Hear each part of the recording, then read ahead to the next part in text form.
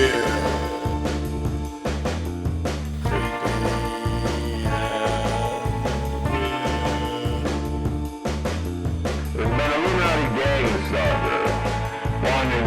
of Hollywood Boulevard, seeking his prey.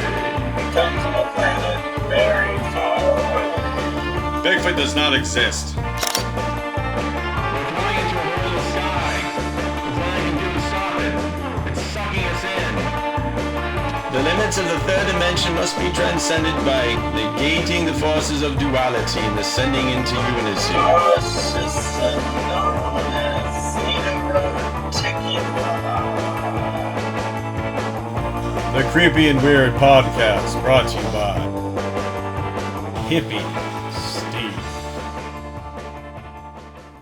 My mama sucked it to me because she told me how to live. Da-na-na-na-na-na-na-na. Welcome to Creepy and Weird. It's been a long time, my folks, my friends, my enemies. I didn't think this hiatus was going to be for so long. We were trying to regroup some things, going through some personal issues, and then we're actually going to start this last month. And then B-Mac and I decided that, hey, let's go wet our whistles. I don't know if you know this or not, but urinating at 2 o'clock in the morning in front of a neighbor's lawn, especially elderly neighbor's lawn, it's not legal. You know, I found that out the hard way. You know, I would have been able to get away with it, but B-Mac was actually caught inside this old broad's house using her bathroom, startling her. She pressed her life alert, and needless to say, we were in the clink for a little bit there. But we're out, we're fresh, we're ready to go. I didn't even do my normal introduction of talking to B-Mac because B-Mac's the cause of my sorrows. I'm not taking responsibility of being a drunk asshole pissing in front of somebody's house. B-Mac did breaking and entering. See, I'm so flustered I can't even talk right, B-Mac. Alright? So, you know, we're on speaking terms. I like you, bro, but this is why I don't drink. You know, alcohol is a spirit eater. Makes you do some dumb things. That's not what this podcast is about. Of course, this is Creepy and Weird. I am your host. I am the greatest thing since the Lion King. I'm the man, the myth, the legend. And B-Mac and I, we're the baddest mofos in this cosmos. And we're ready to do it again. And let's get down with our bad selves. Let's take that. Little Diddy reference there. Don't take that the wrong way. I'm on Cat Williams' side. Cat Williams, 2024. We need to vote for him, folks. Because he churned down $40 million 4 times. That should be his slogan. That's about the only person I'm going to vote for. But enough of that. Actually, this will be a little bit about politics. You know, this show is about the paranormal. But the paranormal comes in all shapes and sizes. It's not just ghosts and ghouls and vampires and Bigfoot. It's your inner self as well. Your inner self is a spectrum of just the unknown, the subconscious, as Carl Jung would call it. And there's so much going on in our minds, folks. So much. You know, I don't want to get into this philosophical debate, but I'm not really a person that believes in free will all that much. I think there's a certain amount of free will that we have. Maybe, I don't know, 90% of... Well, actually, I should reverse that. About 10% of us have free will. Or we have 10% free will. I'm still flustered about B-Mac going to that old lady's house. I mean, that was just uncalled for, man. Just go in the dumpster. You know, I know I was pissing in front of her lawn, but whatever. This isn't about me. This is about your brain. It's about perception. how to see better. And I've been doing a lot of research on this because, I've been in, the clink, reading. BMAC, I don't know what was going on with him. He was just lifting weights and reading the Quran. Pretty good shape. I'm not messing with him anytime soon, that's for sure. I don't know why I'm mouthing off, but we need each other. We're brothers from different mothers, at least I think. And, I'm rambling a little bit, but we're talking about the inner workings of your mind, your body, your subconscious. And no, this isn't going to be about Carl Jung. I'll save that for another episode. We're talking about really, why is it that we are so encouraged to be right-handed? Why is that? Anybody ever thought about that? Like nuns used to slap kids' hands when they would start writing with their left hand. I think they said left-handed use is the devil or something. I don't know. I never went to Catholic school, so I wasn't ever quite sure about that. I'm pretty sure I was naturally born left-handed, because when they tried teaching me how to write with my right hand in elementary school, I couldn't do it to save my life. And instead of saying, hey, why don't you try your left hand, they tried all these different techniques to write with my right hand, and now I have like the worst handwriting imaginable. I'm sure if I tried long enough, I could try learning with my left hand, but I'm pretty lazy, I guess I could have done it when I was in jail, but whatever. I was too busy reading stuff about your brain, our brain, and how it affects us. There's a lot of stuff going on right now. If you've been watching different podcasts on YouTube or social media in general, wherever you get your podcasts, you've probably been seeing a lot of stuff about this. It's funny because you'll come across stuff where it's like, the left brain and right brain hemisphere theory has been debunked.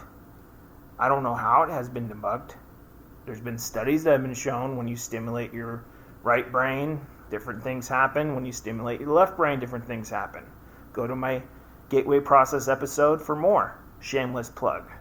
But, here's the counter to anybody that doesn't think that there's a difference between the right hemisphere of your brain versus the left hemisphere of your brain. Why do we have two hemispheres of the brain? Why isn't it just one glob? Why is there two? I'm no neuroscience scientist, but I think there's something to that. And I especially learned that when I started doing the HemiSync, the Gateway Process. Another shameless plug. Now, what the hell does this have to do with the right hand? Why are we encouraged to be right-handed? Well, let's think about this as I'm a SpongeBob SquarePants fan, if you haven't been able to tell before. And let's treat this as opposite day. So you got your right hand, which is actually connected to your left brain.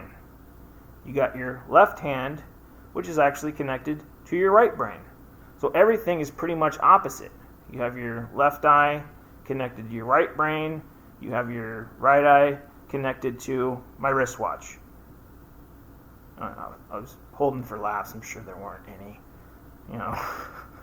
Hi, Dr. Nick. Anyway, enough hot dogging and grandstanding aside, we really need to get to why I think we're kind of in this turmoil right now.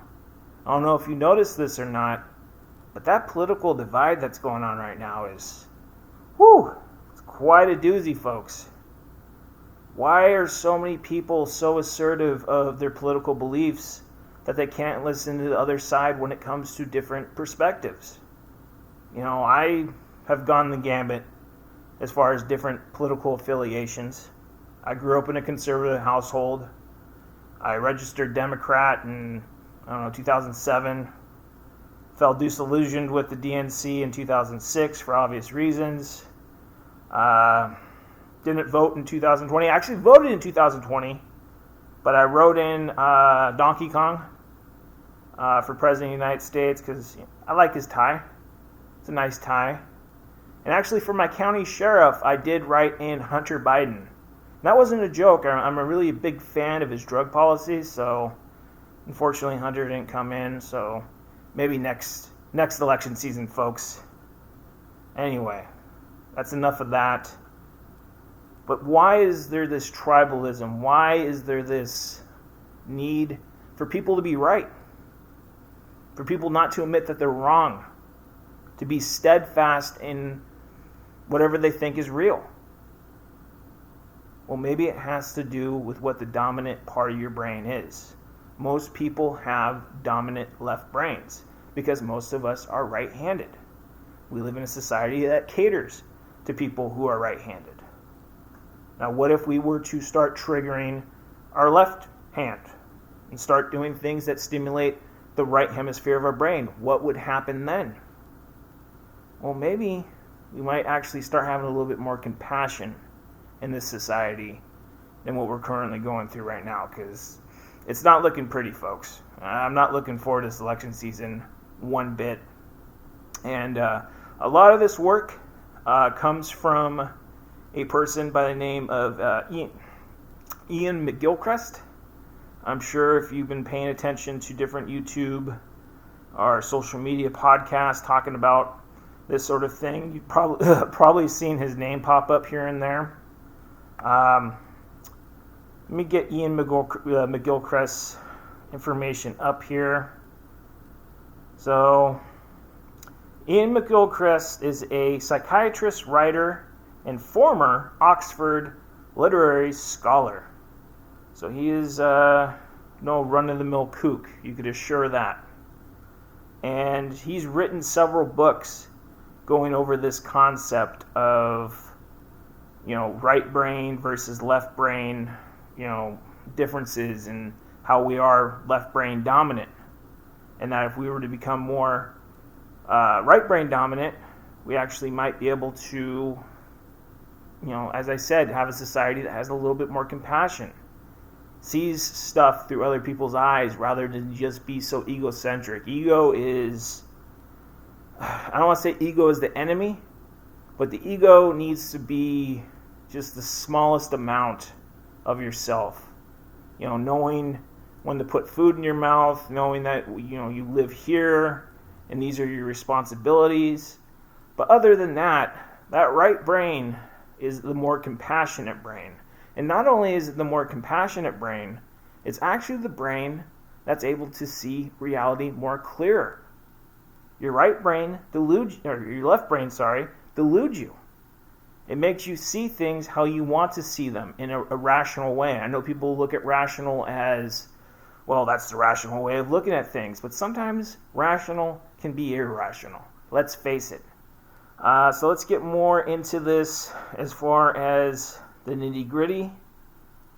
Sorry, it's been a few months since I've done this, so I gotta work out the kinks, put some WD-40 on my brain, which don't do that, by the way. I don't think it would work. But, sorry, I'm gonna have some dead air here, I guess. So unprofessional of me. Me and my sunglasses and my tangents. But whatever. Love me for who I am. Alright? If you don't love me, go watch, Tim Pool. Why does that guy always wear a beanie, by the way? Is he bald? I have nothing against Tim Pool, but I always wondered about that. What's up with the beanie? He's older than I am. I know I've worn beanies before, but hey, I'm showing off my hair. Might be receding a little bit, but I don't care. I embrace getting old. Be the old wise man. But yet again, I'm rambling again. So let's take a look at really, I figured the best approach to this, because I figure anybody that's interested in watching this has probably seen the other podcasts that have talked about this. Uberboyle, great YouTube channel. He did a great breakdown of this. I can't remember the other names. I think Academy of Ideas did one that was pretty good. It's always so sophisticated. I feel dumb when I'm watching it. Uberboyle, he's always doing this, and I'm feeling like, oh yeah, I'm pumped to watch him. But So I'm sure most people have watched, at least gotten the gist of everything. I think the most important thing that I want to drive home with this is how can we stimulate the right side of our brain? Because obviously society is trying to stimulate the left side of our brain. Well, let's go over some practices that we can do. Sorry, I think you're seeing my blanket here. It's kind of cold even though it's summer. But my wife likes the air conditioning, so bear with me here. And we're still getting the kinks out. So if you don't like it, whatever. I don't care. So what are the best ways to stimulate the right side of your brain? Well, the thing that works best for me is the gateway process. Now, if you watch my gateway process video, you'll understand that, it's a good way to stimulate the right side of your brain, but it also has some consequences that you might not have bargained for. So watch that one. I give you some advice as far as how to get into it, but that is one way. But there are much, much more simpler ways to stimulate the right side of your brain. A simple way is to just go out and walk.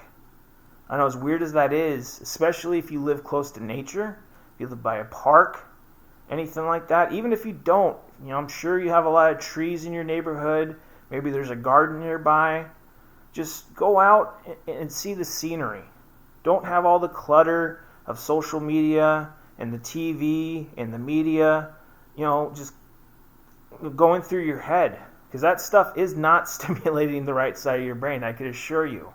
So if you make a practice of going out and walking, especially in the morning when the birds are chirping, or right before it's getting sunset and the birds are chirping, that nature vibe really, for some reason, stimulates that right side of your brain. So that's a really simple way of doing that.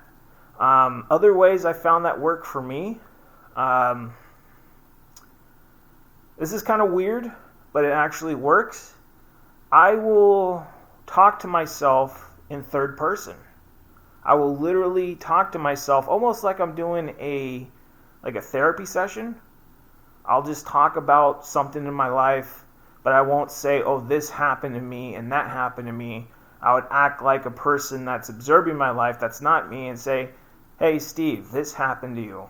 Hey, Steve, do you remember when that happened to you? Hey, Steve, do you remember how that made you feel? I literally did that practice like 3 weeks ago, and I was bawling my eyes out all freaking day. And I'm sure people are watching this going, hey, I want to stimulate the right side of my brain. I don't want to bawl my eyes out. But guess what? Getting all that emotional baggage out of you, it really clears you up. It's like vomiting. It really is. You keep it in you for too long, who knows how it's going to manifest. But if you let it come out, which to me, talking to myself in third person, especially about traumatic events, it's just getting that crud out. You feel awful when you're doing it, but afterwards, my God, you feel 20 pounds lighter for sure. So that's, another way. Try learning how, Aleister Crowley actually did this. He encouraged his students to learn how to write and draw with their left hand if they're right-handed. And, it takes a lot of practice, but you could do that, and obviously that's stimulating the right side of your brain. Another thing I do, and guess what, folks? I'm going to take off my sunglasses to show this so you can see my pretty eyes. So what I'll do is I'll be watching TV, or I'll just be sitting there staring off into space, thinking about what the next podcast is going to be, and I'll close my right eye. And I'll just look around and try to have my right eye closed for as long as possible. Now, obviously, with just my left eye looking around, I'm able to have full process of my right brain. And for some reason, that actually, it works. In unison, it works. I think you should try all of these things, not at one time. Take your time on doing this. Don't rush in. Fools rush in. But I think if you were to try these things, they would work. Another thing I like to do that I actually learned from Nikola Tesla. not actually personally learned it from him because he died like 80 years before I was born. But what I heard he did was he would actually curl his toes 200 times a day with each foot. And he thought that what that would do is that would stimulate the electrodes from your foot and stimulate your brain. I think there's a lot of connections with your foot and your brain, if I'm correct. I actually heard there might be some connections with your liver as well. I'm not quite sure. But it worked for Tesla, and Tesla is an undeniable genius, a huge influence on me. I do that every day. God, there's just so many different things to do. I take cold showers, and I know there's a lot of health benefits for taking cold showers that don't have to just do with your brain, but they also, and I'm not going to get into everything that could be done. I mean, it's good for your weight and turning white fat into brown fat, blah blah blah. But it actually gets those neurons firing in your brain, not just your right brain, but your left brain. But hell, if your right brain is getting stimulated, why not? What do you have to lose?